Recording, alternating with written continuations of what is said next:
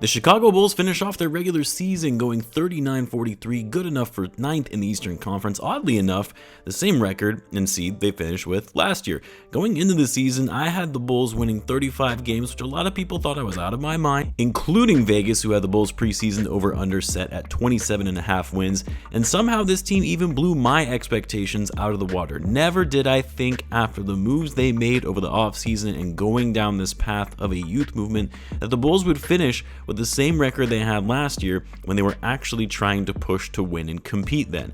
It was a very interesting season, a fun season in my view. Like I've been saying on the channel over the past couple of months, this has been the most fun and exciting Bulls team to watch since the beginning of the 2021 season. And although they may not have been as talented as the rosters they've had in the past, on paper anyway, what I appreciated about this group of guys most was their heart, hustle, and effort when they were out there on the court.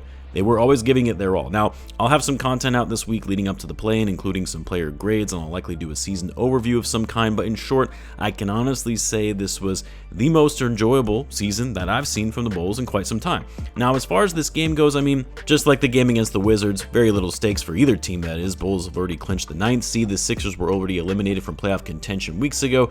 Both teams resting key players. The Bulls rested all of their starters in the second half, with the exception of Julian Phillips, who got some run in the third quarter. And the Bulls beat up a pretty bad Sixers team, who have had, for the most part, a very disappointing season, one of the most disappointing seasons in recent years, after paying Paul George a max contract and thinking they were going to be competing for a title this year. I will say, I was not a fan of the Bulls resting Modest Bucelis for the entire second half. I get that you're not going to play Vooch and Kobe in the second half in a game like this. I like that they had them play a little bit anyway, rather than just flat out resting them, so they have some rhythm going into the game on Wednesday. But Modest, I mean, he's 20 years old. He's a rookie.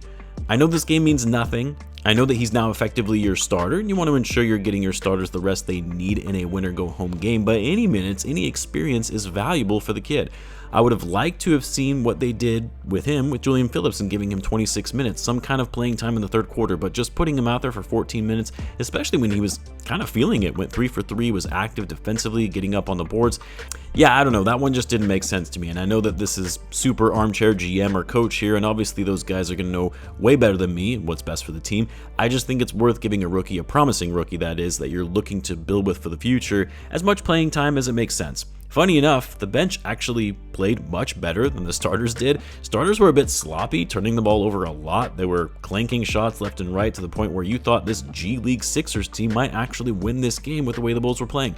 Vucevic was 3 for 10. Kobe was 1 for 6. I mean, the only starter who really balled out for the Bulls in this one was Kevin Huerter, who went 5 for 5 from deep to start off the game and ultimately finished 5 for 7, scoring 18 points to lead all scores. The bench, coming out of the locker room at halftime, really ignited this team and turned the game into a blowout. Jalen Smith was a big contributor, 12 points, 10 rebounds, same with Zach Collins. You even got to see the double big lineup of him and Smith out there at the same time. They actually played well off each other. Patrick Williams, of course, Pat plays well when the stakes are minimal. I also thought it was funny how Patrick actually got the playing time post-halftime while Modest didn't. In other words, yeah, Pat, you go out there and play in the second half so the real rotation guys can get some rest.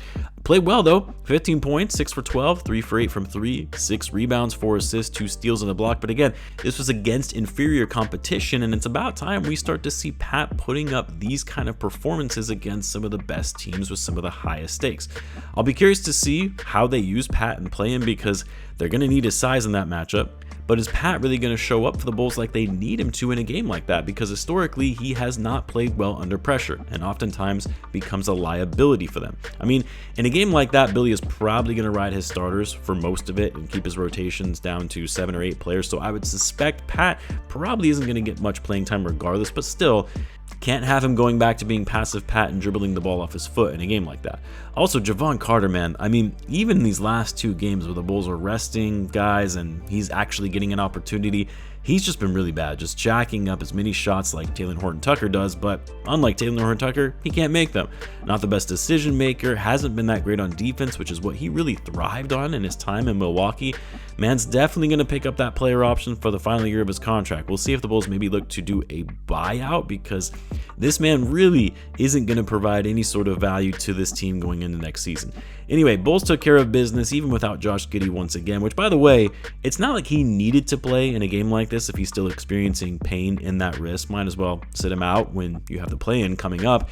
But they are voicing some concerns in the locker room over that hurt wrist that has been nagging him, including from Billy Donovan, who has said there are some concerns there. I mean, you're absolutely going to need Josh Giddey if you want a shot to win that game, that playing game. There's no getting around that.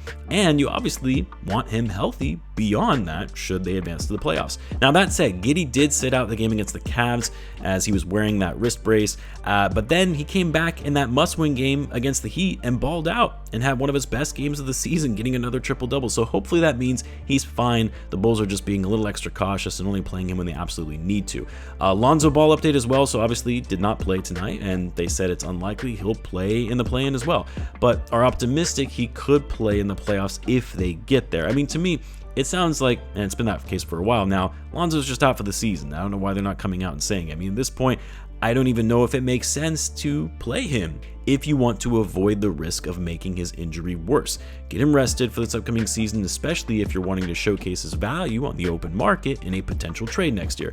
But anyway, we'll see if Lonzo ends up coming back at some point, whether it's in the play-in or in the playoffs. For now, it's a wait-and-see game. So, like I said, I'll have some content out this week. I'll do a play-in preview video, player grades, all that stuff. Be on the lookout for it. Let me know what you guys thought of this game. You let me know in the comments. As always, be sure to subscribe, and I will see you in the next one.